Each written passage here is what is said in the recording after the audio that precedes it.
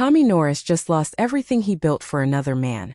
And now he's about to build something that could destroy him. What happens next in the West Texas oil fields might be the most dangerous chapter this family has ever faced. For 2 seasons, Tommy Norris did the dirty work for other people's empires. He put out fires that weren't his, cleaned up messes that weren't his, and carried the weight of a company that was never truly his own. That chapter is officially closed. Cami fired him. She looked him dead in the eye and told him the president of her company couldn't be averse to the very risk that built it. And just like that, the man who held MTEX together for years was walked out the door.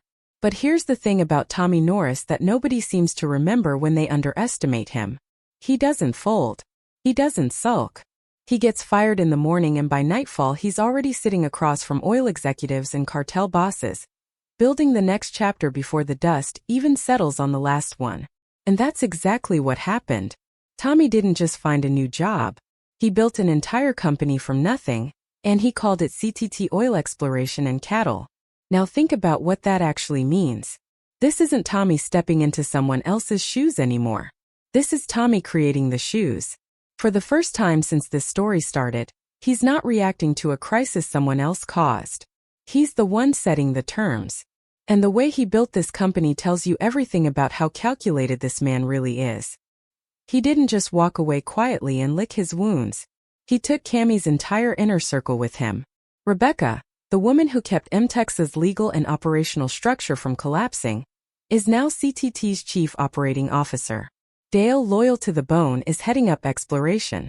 Nate, the attorney who refused Cami's offer to become interim president and told her flatly that her late husband always intended for the company to be sold, walked straight into CTT as its new treasurer. And then there's Galeno, a man Cami trusted with her company's future, a man she didn't fully understand was tied to something far more dangerous than oil money, is now bankrolling Tommy's new venture in exchange for half of everything CTT makes. Read that again. Tommy didn't just start a competing business. He gutted Cami's foundation on his way out the door, and he did it with a smile. This is where it gets serious because starting an oil company from scratch isn't a fairy tale, even with cartel money behind it. Tommy made a decision at the end of the finale that changes the entire shape of this family's future. He named his son Cooper as president of CTT Oil Exploration and Cattle. Not vice president. Not a junior partner learning the ropes. President. The top seat. For 2 seasons we watched Cooper stumble through this industry, make costly mistakes, get caught in situations that nearly cost him his freedom and his life, and claw his way toward earning even a shred of respect from people who never believed in him. Now he's the one signing off on decisions that could make or break an entire company built on cartel financing. That is not a small promotion. That is Tommy handing his son a loaded weapon and trusting him not to point it the wrong way. And here's what worries me the most about this setup. Tommy is technically serving as vice president underneath his own son. On paper, Cooper has the final say. But does anyone actually believe Tommy Norris is going to sit quietly in a room while decisions worth millions of dollars, backed by a man connected to a cartel, get made without his input? Absolutely not. Tommy is going to be in every negotiation, every meeting, every high-stakes conversation whether the title says he should be or not. Which means at some point father and son are going to want different things. Tommy built this company on caution and survival instinct. Cooper is still young, still hungry to prove himself, still capable of taking risks his father would never touch. When those two philosophies collide, and they will collide, it is not going to be a quiet disagreement over dinner. It's going to shake the entire foundation of everything CTT is trying to become, right when the company can least afford instability. That tension alone could define the entire season, and it hasn't even started yet. Now let's talk about the woman standing on the other side of this war, because Cami Miller is not someone I would want as an enemy. When season 2 ended, she wasn't just left without Tommy. She was left completely alone. She fired the one man who understood MTEX better than anyone alive. And in a desperate attempt to fill the void, she turned to Nate, the company's own attorney, and offered him the presidency. His answer should have been a warning sign for everything that's coming. He didn't just decline.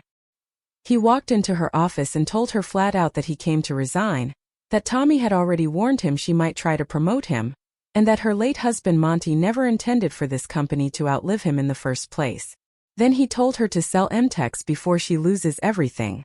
That's not advice from an employee. That's a farewell from a man who knows a sinking ship when he sees one. And instead of staying to help her patch the holes, he walked out the door and straight into Tommy's new company as its treasurer. So think about where that leaves Cami. She's sitting on top of a $400 million offshore drilling gamble that she personally pushed the company into, the same gamble that got Tommy fired in the first place because he refused to back it. She no longer has her most trusted attorney. She no longer has her most reliable operations lead.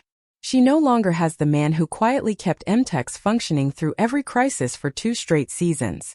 And the man who took all of that talent with him is now building a rival empire just miles away, funded by the same criminal network she's already tangled up with. This is not a woman in a stable position. This is a woman standing on a cliff edge with no idea the ground beneath her is already cracking. Here's where I think the real drama begins. Cami has 2 paths in front of her, and both of them are terrifying in completely different ways. The first path is that she swallows her pride and goes to Tommy, the man she fired, and asks for help selling the company or salvaging what's left of it. Can you imagine that conversation? The woman who looked him in the eye and told him he wasn't fit to run her husband's legacy now has to crawl back and admit she can't do it without him. That's not just business. That's personal humiliation on a level this show hasn't shown us yet. The second path is far more dangerous. Cami has spent an entire season getting a taste of her late husband's wildcat instincts, learning to take risks Monty himself would have taken, learning to trust dangerous men like Galeno with the future of her company. If she doesn't break down and ask for help, there's a real chance she goes the opposite direction entirely and decides the only way to survive is to destroy the man who built his empire out of her ruins. And a woman with nothing left to lose, sitting on cartel money, with intimate knowledge of every weakness Tommy's new company has, is not someone you want against you. While all of that tension is building in the boardroom, Cooper's personal life is about to take center stage.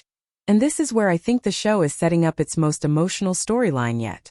The charges against Cooper for the death of the man who assaulted Ariana have been dropped. On paper, he's a free man. But nothing about this situation is actually over. The man who died in that alley wasn't just some random attacker. He was someone whose death sent ripples through people with power and influence. And even though the detectives backed off, that doesn't mean the danger disappeared. It means it moved somewhere quieter, somewhere harder to see coming.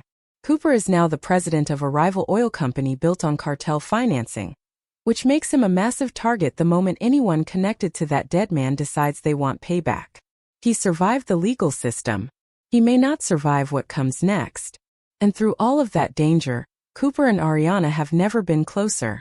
These two have been through hell together, through violence, through legal terror, through the kind of trauma that either destroys a relationship or forges it into something unbreakable. For them, it forged something unbreakable.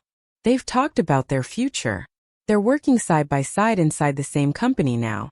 Every signal the show has given us points toward a wedding on the horizon for these two. But if you've watched enough television, you already know what that means. Shows like this one don't build a couple up this high just to let them have a peaceful happy ending. They build them up so the fall hits harder. If someone connected to Cooper's past decides to make a move, a wedding is exactly the kind of moment they choose to do it. All eyes on Cooper, all his guard down, surrounded by everyone he loves in one place. That is precisely the kind of setup this show has used before to devastate its audience, and I have a sinking feeling it's about to happen again. So let's talk about what episode 1 is actually going to look like, because I don't think this show is going to waste a single second easing us back in. My prediction is that the premiere opens with Tommy officially launching CTT oil exploration and cattle to the world, spreading word across his network, calling in every favor and every connection he built over years in this industry.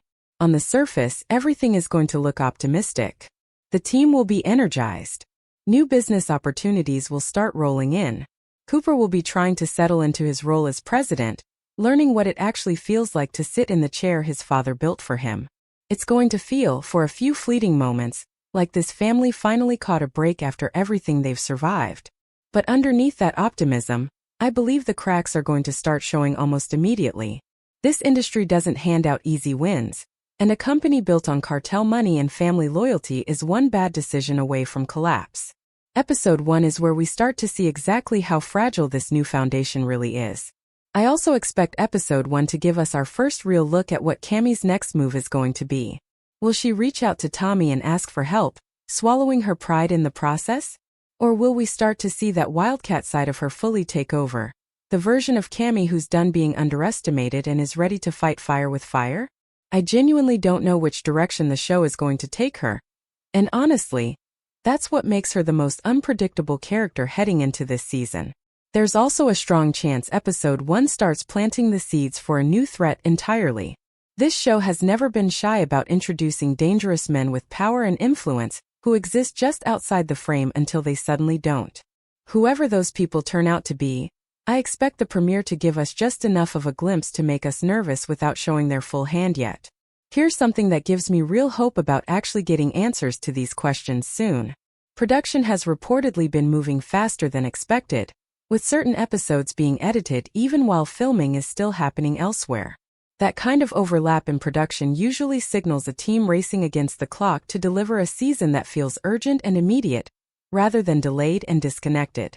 It tells me the people behind this show understand exactly how invested we are, and they don't want to make us wait longer than necessary.